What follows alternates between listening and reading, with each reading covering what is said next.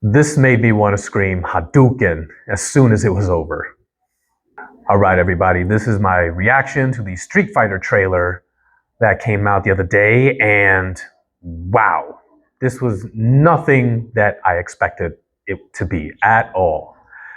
I think maybe I was traumatized by the 94, I think it was, movie that came out with Jean-Claude Van Damme and Raul Julia. And so when they announced that they were going to do a Street Fighter movie, another one, I was like, why? It's just stop. I understand like they're trying to get it's a quick money grab in some cases, especially with the former iterations of the movie after the 94 Van Damme movie, but I was like, okay, whatever. So I didn't really keep up with the news, and I heard some things, like 50 Cent's going to be Balrog. But aside from that, I kind of kept my distance from any and all Street Fighter news. But I figure, hey, let me watch the trailer and see what's what. And everything blew me away. The hyper realistic world that this takes place in, what seems to be an actual serious story that weaves its way throughout the narrative, including and especially seems to be like the very tension-filled relationship, almost brotherly-like, between Ken and Ryu.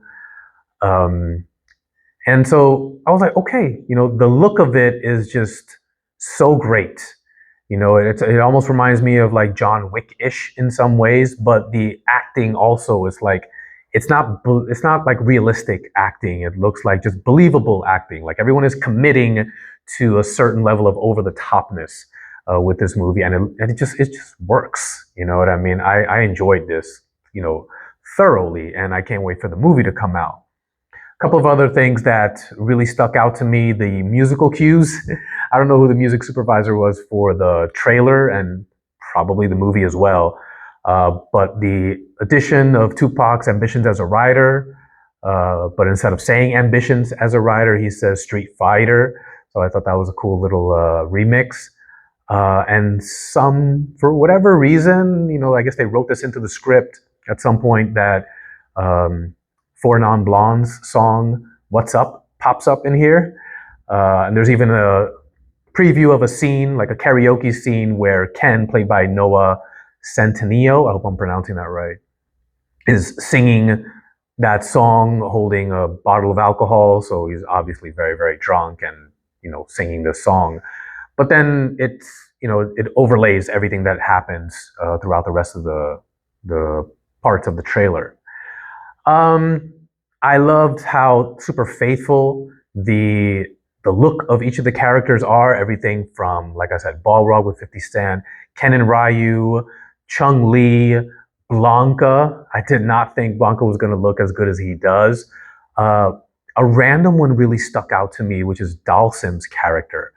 It's like, even, now with special effects, you can make him look more like he is in the game, where, his legs and arms stretch out for, super long distances.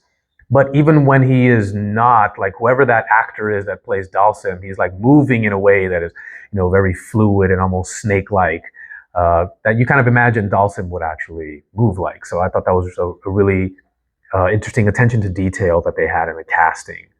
And so I dig that. I dig it so much, and I also love the little bits of the audio from the game that they inserted, at least in the trailer. I hope they actually do it in the movie, where, you hear the voice from the game where it's like fight or perfect, so that it took me back to being, 12 years old all over again, playing Street Fighter over and over and over again with my friends.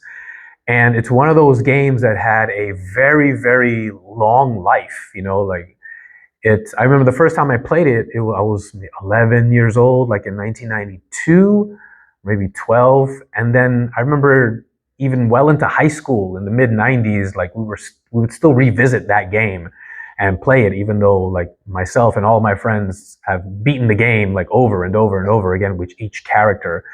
But we still, would have had head-to-head matchups. So that, it brings back those fond memories.